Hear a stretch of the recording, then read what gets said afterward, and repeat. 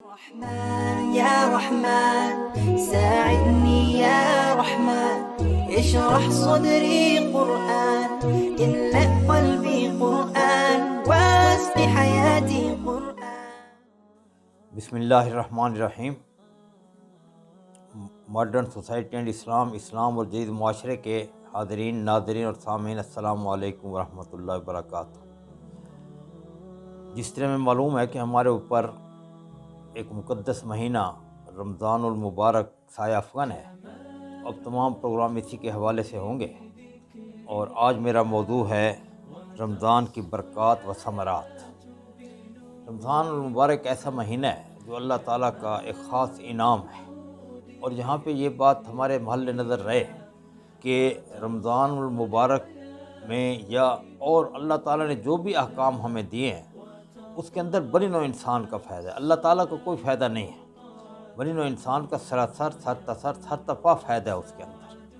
اب مثال کے طور پہ اگر چور کے ہاتھ کٹتے ہیں تو معاشرے میں چوری کی وبا اور چوری کا جو ایک جرم ہے وہ ختم ہوتا ہے۔ اللہ تعالیٰ کو تو اس سے کوئی فائدہ نہیں ہے، بنی نوع انسان کو فائدہ ہے۔ اس طریقے سے ڈکیتی کی سزا اگر مل جائے تو اس میں بنی نوع انسان کا فائدہ ہے، اللہ تعالیٰ کو کوئی فائدہ نہیں ہے۔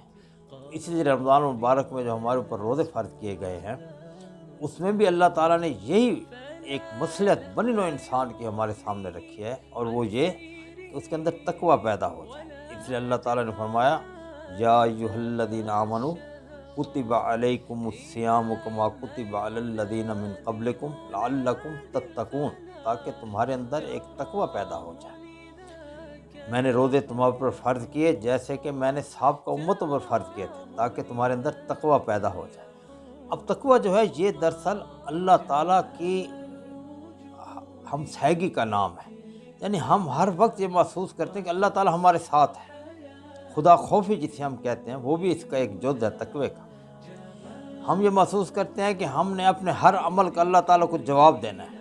میں بول رہا ہوں، میں سن رہا ہوں، میں بیٹھا ہوں، میں چل رہا ہوں، ہر چیز کا میں نے اللہ تعالیٰ کو جواب دینا ہے۔ تو یہ تقوی ہے۔ تقوی کسی ظاہری شکل و صورت کا نام نہیں ہے کہ میں نے داڑھی بڑھا لی، میں نے سر پہ ٹوپی رکھ لی، میں نے پٹے اپنا بال بڑھا لیے، میں نے کندھے پہ رومال رکھ لیا، میں نے ٹخنوں سے اوپر سلوار کر لی۔ صرف یہ تقوی نہیں ہے، یہ بھی تقوی کا ایک جز ہے، اس کی ہم نفی نہیں کرتے، لیکن تقوی اصل یہ ہے کہ ان تمام چیزوں کے ساتھ ہر وقت اللہ تعالیٰ کا خوف اور اللہ تعالیٰ کے جواب کا اللہ تعالیٰ کو ہر بات کے جواب دینے کا تخیل ہمارے اندر حاضر و ناظر رہے، جس کے نتیجے میں ہمارے سے ایسے اعمال سرزد ہوں گے جو بنی نوع انسان کے لیے خیر ہی خیر ہوں گے۔ تو روزے کا مقصد یہ ہے۔ پھر یہ ہے کہ روزے میں ہر چیز کے اندر برکت پڑ جاتی ہے، اس کے ثمرات بہت زیادہ ہیں۔ مثال کے طور پہ اگر روزہ رکھتے ہوئے انسان نماز پڑھے تو نماز کا اجر بہت زیادہ بڑھ جاتا ہے، زکوٰۃ دے، صدقات دے تو اس کا اجر بہت زیادہ بڑھ جاتا ہے، اگر روزے کے دوران عمرہ کرے تو اس کا اجر بہت زیادہ بڑھ جاتا ہے۔ یعنی یہ بنی نوع انسان کے لیے فائدہ ہے، جیسے میں نے کہا سراسر فائدہ ہے۔ اللہ تعالیٰ کو اس میں کوئی فائدہ نہیں ہے۔ ہم سمجھتے ہیں شاید ہم اللہ تعالیٰ پہ احسان کر رہے ہیں، نہیں، یہ بات نہیں ہے۔ ہم اپنے درجات اور اپنا مقام قیامت دن اپنے بڑے بڑے محلات جنت میں اور باغات اور پھر اس کے بعد نہریں وہ اپنے لیے بنا رہے ہیں۔ تو میں یہ بات آپ کے سامنے رکھ رہا تھا کہ رمضان کے برکات اور ثمرات بہت زیادہ ہیں۔ مثال کے طور پہ ہم نماز پڑھتے ہیں، اب اللہ تعالیٰ نے روزے کے ذریعے رمضان کے مہینے میں نماز کا درجہ بڑھا دیا ہمارے لیے۔ لیکن کتنے اللہ تعالیٰ کے انعامات ہیں۔ وَإِن تَعُدُّوا نِعْمَتَ اللَّهِ لَا تُحْصُوهَا، اگر اللہ کی نعمتوں ہم گننا شروع کریں ہم ان کا شمار ہی نہیں کر سکتے۔ 5 نمازیں ہمارے اوپر فرض ہیں، اگر ہم صرف فرض رکعتیں ادا کریں اور وہ 70 گنا ہو جائیں تو 250 نمازوں کا ہمیں ثواب ملے گا۔ پھر اس سے آگے چلیں کہ اگر ہم وہی 5 نمازیں باجماعت پڑھتے ہیں، مرد یا عورتیں بھی گھر میں جماعت کا اہتمام کر لیتی ہیں، تو پھر یہ 1600 نمازوں کا ثواب ہمیں ملتا ہے۔ اب آپ دیکھیں کتنا بڑھ گیا۔ تو لہذا نماز کے اندر خشوع و خضوع پیدا کرنا اور نماز باجماعت کا اہتمام کرنا یہ روزے میں ہمارے لیے ضروری ہے۔ اس کے بعد پھر ہم آگے چلتے ہیں تو نماز تہجد کے لیے ہمیں ضرور اٹھنا چاہیے۔ سحری تو ہم کرتے ہیں، سحری سے آدھا گھنٹہ پہلے اٹھ جائیں اور پھر نماز تہجد پڑھیں، اس کا درجہ بہت زیادہ ہے۔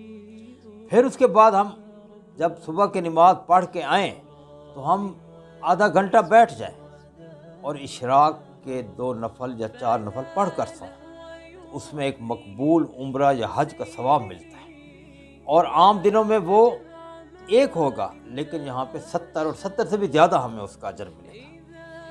اچھا، پھر اس کے بعد ہم یہ بھی کوشش کریں کہ مغرب کے بعد 6 رکعتیں اوابین ہیں وہ پڑھیں، اور عمومی طور پہ جب اوابین پڑھیں گے تو اس کا 12 سال کا ثواب ملے گا، 12 سال کی عبادت کا، لیکن اب آپ 70 گنا سے بڑھا لیں تو 850 سال کا ایک دن میں ہم نے ثواب حاصل کر لیا۔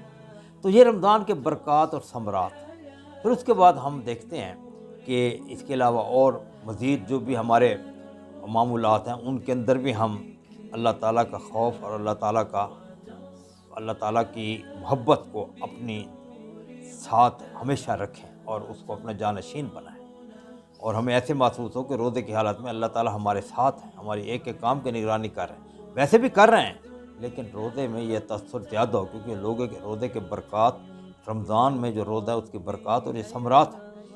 پھر یہ ہے کہ قرآن مجید اور رمضان دونوں لازم و ملزوم ہیں، کہ قرآن مجید رمضان میں اترا تھا، جیسے آپ کو پتہ ہے، تمام اہل دانش آپ جانتے ہیں۔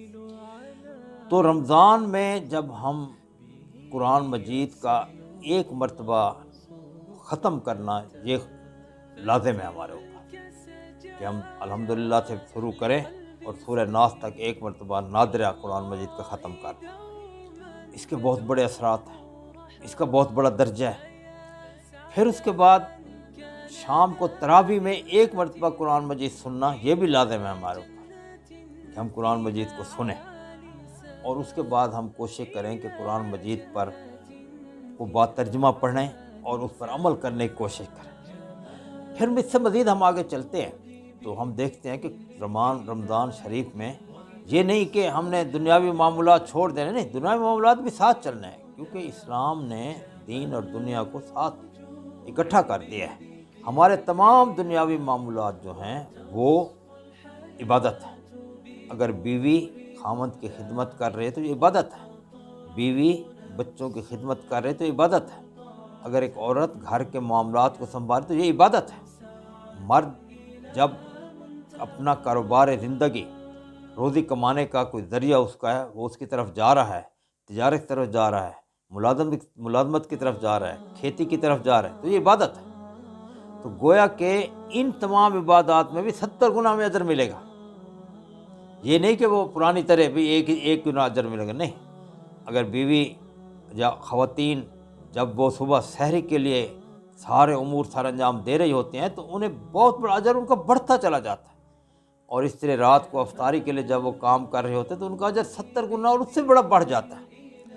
اب ہم اس بات کا خیال رکھیں کہ یہ تمام امور سر انجام دیتے ہوئے گھریلو، بیرونی، اندرونی، کاروباری اور ملازمت، کھیتی وغیرہ وغیرہ سارے ہم منہ کے اندر ماشاءاللہ، سبحان اللہ، الحمدللہ، قرآن مجید کو اے رب اغفر وارحم انت خیر الراحمین، رب اغفر وارحم انت خیر الراحمین، یا قل هو اللہ احد اللہ الصمد لم یلد ولم یولد ولم یکن لہ کفوا احد۔ تو اس قسم کا ذکر ہم رکھیں، اس کا درجہ ایک تو تجارت خود قرآن مجید میں ہے کہ جب جمعے کی نماز ختم کرو تو پھر تجارت کی طرف نکل جاؤ، وَإِذَا قُضِيَتِ الصَّلَاةُ فَانتَشِرُوا، جب نماز جمعے ختم ہو جائے تو پھر پھیل جاؤ، وَابْتَغُوا مِن فَضْلِ اللَّهِ، اور اللہ کے فضل کو تلاش کریں، تجارت کرو۔ تو اب یہاں پر ہم نے جو ہے یہ کام کیا کہ اس کے ساتھ ساتھ ہم نے نیکی اپنے منہ کو بھی ذکر الہی سے تر رکھا، تو ایک چیز کا بھی ہمیں اہتمام کرنا چاہیے۔ اس کے بعد پھر یہ ہے کہ رمضان شریف میں سحری بھی عبادت ہے، افطاری بھی عبادت ہے۔ دیکھو کتنا اجر اللہ تعالیٰ نے ہمارے لیے رکھا ہوا ہے۔ سحری کھانا اپنا پیٹ بھرے لیکن عبادت ہے، افطاری کرنا عبادت ہے۔ تو یہاں پہ ہم اس بات کا اہتمام کریں کہ افطاری کرتے ہوئے کوشش کریں کہ کسی اور کی بھی افطاری کرا دیں، حدیث شریف میں آتا ہے کسی کو ایک کھجور کے ذریعے سے اس کا اگر آپ روزہ کھلوا دیتے ہیں تو اس کے سارے روزے کا ثواب آپ کو ملے گا اور اس کے اجر میں بھی ذرا برابر کمی نہیں ہوگی۔ ہمیں اس بات کو بھی اہتمام کرنا چاہیے کہ ہم افطاری کرتے ہوئے اگر اللہ تعالیٰ نے وسعت دی ہے تو ہم سارے محلے والوں کی افطاری کرائیں اور اس کے اندر درس قرآن کا اہتمام کریں، ان کو امر بالمعروف نہی عن المنکر کی دعوت دیں اور اسے آگاہ کریں، اور اس کے بعد حکومت الہیہ قائم کرنے کے لیے ان کو آمادہ کریں کہ پاکستان میں اسلامی حکومت قائم کرنے کے لیے اپنی جد و جہد کا آغاز کریں۔ یہ حکومتیں تو ہمیں غارت کر دیں گی، اور جیسے آپ نے دیکھے ابھی تک، تو ان کو ان تمام چیزوں کی دعوت دینا، اور اگر اس بات کا ہمارے اندر ہمت نہیں ہے، اتنی استطاعت نہیں ہے، تو پھر ہم ایک آدمیوں کو جیسے آج کل ہوتا ہے کہ تھوڑی سی ایک اپنا چارٹ تیار کی، فروٹ چارٹ یا کوئی اور چیز، اور ساتھ والے 3 ہمسایوں کو بھیج دی، تو اس طریقے سے جتنا بھی ہو سکتا ہے۔ تو یہ رمضان کے برکات اور ثمرات ہیں، تو اس میں ہمیں کوشش کرنی چاہیے کہ زیادہ سے زیادہ وقت نکال کر ہم ہر وقت اپنا نماز، روزہ، زکوٰۃ اور اپنے معمولات بھی ساتھ، یہ نہیں کہ تجارت چھوڑ دیں، نہیں، اسلام اس بات کی اجازت نہیں دیتا۔ تجارت بھی کریں، ملازمت بھی کریں، زراعت بھی کریں، اور اس کے بعد مزدوری بھی کریں، سارا کریں، اور اس کے بعد مزید ان چیزوں کا بھی اہتمام کریں۔ اللہ تعالیٰ ہمیں عمل کی توفیق عطا فرمائے۔ اللہ تعالیٰ رمضان مبارک آپ کا میرا بہترین طریقے سے گزارے اور اس کے برکات اور ثمرات کو ہمیں سمیٹنے کی توفیق دے۔ اقول قولی ھذا واستغفر اللہ لی ولکم۔